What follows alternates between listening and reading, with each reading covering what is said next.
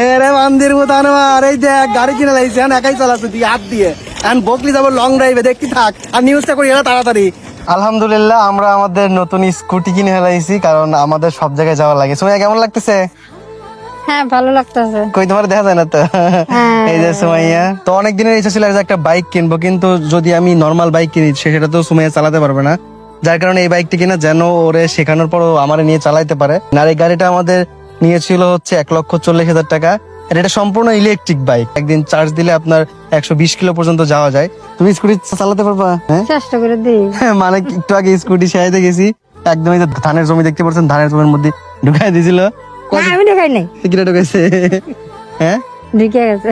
তোমার কেমন লাগতেছে বন্ধু? হ্যাঁ তো এই যে সময় আগে বাইক চালানো শেখাচ্ছি, আগে প্রথমে বাইক এরকম ভাবে ধাক্কা দিয়ে দিয়ে নিতে হবে, তা নাহলে শিখতে পারবে না, কারণ ও জীবনে সাইকেলও চালাই নাই। এখন কেমন লাগতেছে? ছোটবেলা একবার চালাইছি, ছোটবেলা সাইকেল চালাইছো? ভালো করে শিখলে বেশি দিন লাগতো না। আমার খুব শখ আমার বউ আমাকে নিয়ে চালাবে, আমার খুব একটা ড্রিম। মানে এই বাবা, সবাই আমাদের জন্য দোয়া করবেন, সবাই যেন ভালোভাবে বাইক চালাতে পারে আর আমরা যেন লং ট্যুরে যাইতে পারি। আর এই গানটি বাজবে, এই পথ যদি না শেষ হয় তবে কেমন হতো তুমি বলো তো।